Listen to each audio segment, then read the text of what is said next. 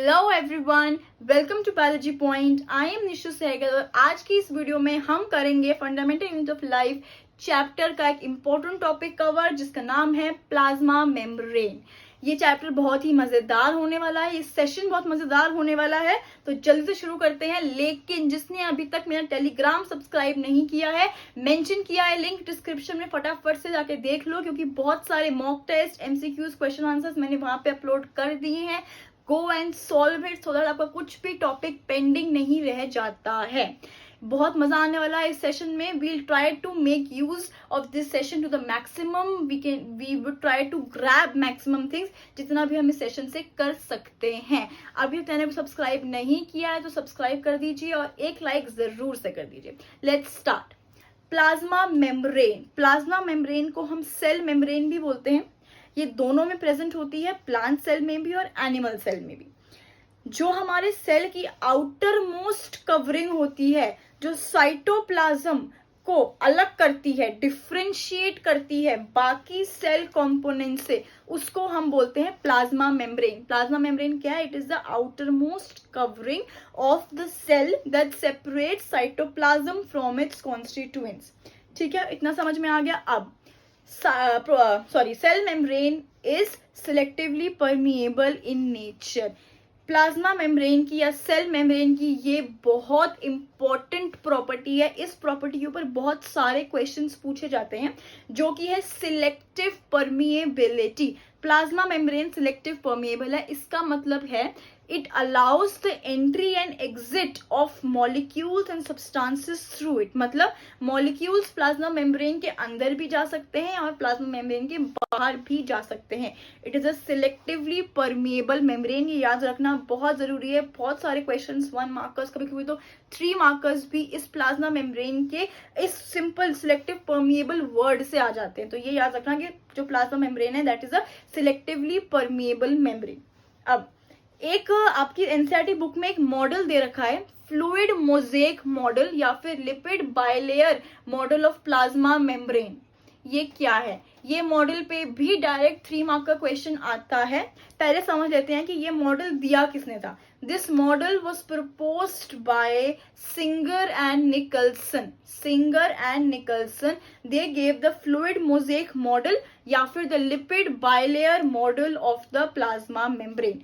बहुत ही सिंपल सा एक मॉडल है, जल्दी से समझ लेते हैं। जैसे कि आपको पिक्चर में दिखाई दे रहा है, इसमें क्या होता है, जो हमारे लिपिड्स हैं, जैसे कि नाम में ही है लिपिड बाइलेयर, जो हमारे लिपिड्स हैं they get sandwiched between the proteins.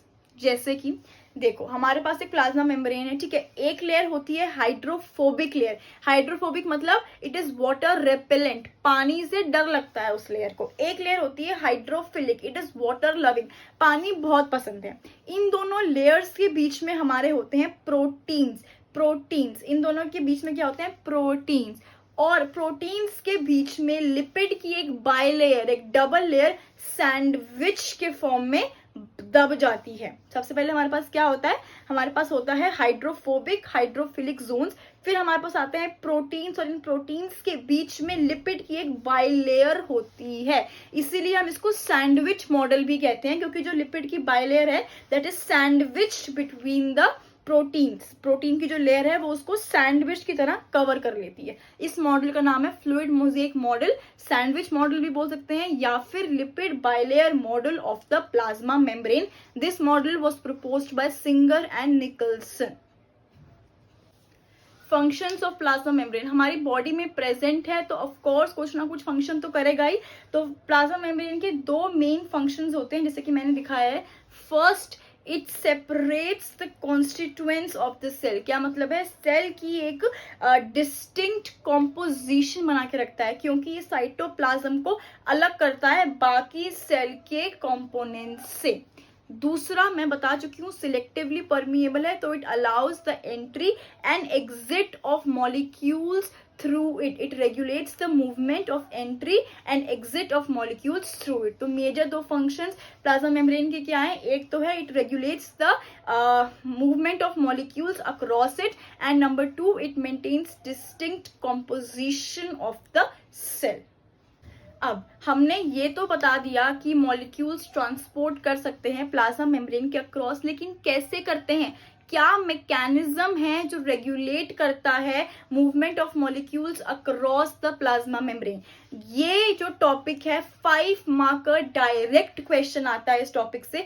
क्या क्वेश्चंस बनते हैं, उनके क्या आंसर्स लिखने हैं, precise answers, I will be sharing it on my Telegram. दोबारा बोल रही हूँ, the link is mentioned in the subscription in the description. अगर अभी तक चैनल को सब्सक्राइब नहीं किया है तो फटाफट से जाके टेलीग्राम पे do check out all the question answers, उसके प्रिसाइज आंसर्स मैंने वहां पे ऑलरेडी डाल दिए हैं। नाउ दो मैकेनिज्म्स होते हैं जिसके थ्रू, जिसकी वजह से जो हमारे मॉलिक्यूल्स हैं वो रेगुलेट करते हैं अक्रॉस द प्लाज्मा। सबसे पहला हमारा मैकेनिज्म होता है भैया डिफ्यूजन। डिफ्यूजन की डेफिनेशन समझ लो पहले तो। Solute and solvent particles move from a region of high concentration to a region of low concentration. सबसे पहला जो इसमें कीवर्ड यही है कि सॉल्यूट और सॉल्वेंट, सॉल्यूट भी और सॉल्वेंट भी दोनों पार्टिकल्स मूव कर सकते हैं। For example, I am in class 12 and I have a friend in class 6। अगर मैं क्लास 12th में हूं तो मेरी कॉन्सेंट्रेशन भी ज्यादा होगी, एंड मेरा फ्रेंड अगर क्लास 6th में तो उसकी कॉन्सेंट्रेशन भी कम होगी। अगर मैं क्लास 12th से क्लास 6th में जाती हूँ तो आप लोग मुझे कहोगे कि I am moving from a region of higher concentration to a region of lower concentration. ऐसा ही कुछ डिफ्यूजन में भी होता है। Solute particles move from a region of higher concentration to a region of lower concentration. इस process में, diffusion के प्रोसेस में सिलेक्टिव परमिएबल मेम्ब्रेन का कोई काम नहीं है। जैसा कि आप डायग्राम में भी देख सकते हो, particles, solute and solvent particles move करते हैं हाई से लोअर रीजन में, लेकिन बीच में कोई सिलेक्टिव परमिएबल मेम्ब्रेन की जरूरत नहीं होती है। ये क्वेश्चन 1 मार्कर में पूछा जाता है कि डिफ्यूजन के जो मूवमेंट होती है in diffusion process that does not require selective permeable membrane. Second process osmosis. एक प्रोसेस है डिफ्यूजन, एक प्रोसेस है osmosis. Osmosis is a special case of diffusion. Osmosis diffusion ही है, बट उसमें 2 डिफरेंसेस हैं। First difference, only solvent particles move from region of higher to lower concentration. Solute particles नहीं move करते हैं। ऑस्मोसिस में सिर्फ और सिर्फ सॉल्वेंट पार्टिकल्स, जिसे हम वाटर भी कह सकते हैं, move from a region of higher to lower concentration. जैसा कि डायग्राम में दिख रहा है, it requires a selective permeable membrane. जो सॉल्वेंट पार्टिकल्स होते हैं इन केस ऑफ ऑस्मोसिस, जब वो मूव करते हैं from region of higher to region of lower concentration, they require a semi permeable, a selective membrane. जो बीच में जो सेमी परमेबल मेम्ब्रेन होता है, उनकी जरूरत होती है ऑस्मोसिस को। ऑस्मोसिस 2 टाइप्स की होती है। Endosmosis, that means it endosmosis a process that allows the entry of water into the cell, और exosmosis allows the entry of water outside of the cell. एक 3 मार्क का क्वेश्चन बनता है, osmosis a special case of diffusion, explain. यही सब आप लिखेंगे osmosis की डेफिनेशन, कि ऑस्मोसिस में only solvent particles can move, diffusion में both solute and solvent particles can move, diffusion में सेमी परमेबल मेम्ब्रेन की जरूरत नहीं होती है, ऑस्मोसिस में सेमी परमेबल मेम्ब्रेन की जरूरत होती है। एंडोऑस्मोसिस बताएंगे, एक्सोऑस्मोसिस बताएंगे। This diagram is very important, ये डायग्राम भी बना के आएंगे। अब example of osmosis, can anybody tell me a example of osmosis? Absorption of water by plants through roots. जब प्लांट्स वाटर अब्जॉर्ब करते हैं through roots, that is an example of osmosis. वो भी आप इस आंसर में लिख के आएंगे। 5 मार्क का क्वेश्चन आता है कि discuss why is osmosis a special case of diffusion. Answer मेरे टेलीग्राम पे मिल जाएगा। ठीक है, तो हमने अभी डिस्कस किया कि जो डिफ्यूजन है उसमें रीजन, कॉन्सेंट्रेशन चेंज हो रही है। जो पार्टिकल्स हैं वो मूव कर रहे हैं रीजन ऑफ हाई कॉन्सेंट्रेशन से रीजन ऑफ लो कॉन्सेंट्रेशन में। ये जो मूवमेंट थ्रू कॉन्सेंट्रेशन है ना बेटा, ये सेल को ना तोड़ देता है। ये बहुत मेजर इफेक्ट लेके आता है सेल पे। ठीक है, बहुत मेजर इफेक्ट लेके आता है सेल पे। तो वही मैं आपको बताऊंगी कि जो कौन सी कॉन्सेंट्रेशन बढ़ती है तो सेल पे क्या होता है, जब कॉन्सेंट्रेशन कम होती है तो सेल पे क्या इफेक्ट पड़ता है। ये क्वेश्चन डायरेक्ट 3 मार्क का क्वेश्चन आता है कि discuss the effect of concentration on RBC. Direct 3 mark का क्वेश्चन आता है। लेट्स डिस्कस इसको हम आंसर कैसे करेंगे। 3 सॉल्यूशंस होते हैं, आइसोटोनिक, हाइपरटोनिक और हाइपोटोनिक। एक एक करके समझते हैं। आइसोटोनिक सॉल्यूशंस, आइसोटोनिक सॉल्यूशंस में क्या होता है बेटा, जो कॉन्सेंट्रेशन सेल के बाहर होती है ना, वही कॉन्सेंट्रेशन सेल के अंदर भी होती है।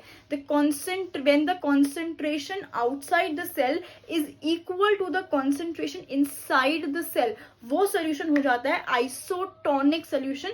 और हमें पता है कोई चीज अगर बेटा इक्वल है तो वो किसी चीज पे कोई इफेक्ट नहीं करती है। इस केस में जो आरबीसी है उन पे कोई इफेक्ट नहीं होता है। आइसोटोनिक सोल्यूशन, जब कॉन्सेंट्रेशन ऑफ सेल बाहर भी और अंदर भी इक्वल है तो हमारे आरबीसी में, हमारे सेल में कोई इफेक्ट नहीं पड़ता है। Second type of solution is hypertonic solution. Hypertonic solution क्या होता है, when the concentration is more outside and less inside. जब सेल की कॉन्सेंट्रेशन सेल के बाहर ज्यादा होती है और सेल के अंदर कम होती है तो उस टाइप ऑफ सोल्यूशन को हम बोलते हैं हाइपरटोनिक सोल्यूशन। क्या होता है, when the concentration is more outside and less inside of the cell, this type of solution is called hypertonic. अब जो कॉन्सेंट्रेशन है उसमें फर्क आ गया भाई, बाहर ज्यादा है अंदर कम है। अब क्या होगा, अब ऑफ कोर्स जो वाटर है वो पानी जो सेल्स के बाहर आएगा क्योंकि अंदर की कॉन्सेंट्रेशन ज्यादा हो गई है। Water moves out of the cell, जो सेल है वो श्रिंक हो जाएंगे। इस प्रोसेस को हम प्लाज्मोलिसिस भी कहते हैं। जो श्रिंक्ड आरबीसी हैं उनको हम प्लाज्मोलाइज्ड आरबीसी कहते हैं, क्योंकि सेल की कॉन्सेंट्रेशन बाहर ज्यादा है अंदर कम है। The water will move out of the cell and the RBC will be called as plasmolysed, या फिर श्रिंक हो जाएंगे, आरबीसी का साइज छोटा हो जाएगा। थर्ड सोल्यूशन होता है हाइपोटोनिक सोल्यूशन। हाइपोटोनिक सोल्यूशन होता है when the concentration is more inside less outside. जो कॉन्सेंट्रेशन ऑफ जो सेल है वो बाहर कम होती है अंदर ज्यादा होती है। इस टाइप ऑफ सोल्यूशन को हम बोलते हैं हाइपोटोनिक सोल्यूशन। इसमें क्या होगा, इसमें भी बहुत मेजर इफेक्ट पड़ता है सेल पे।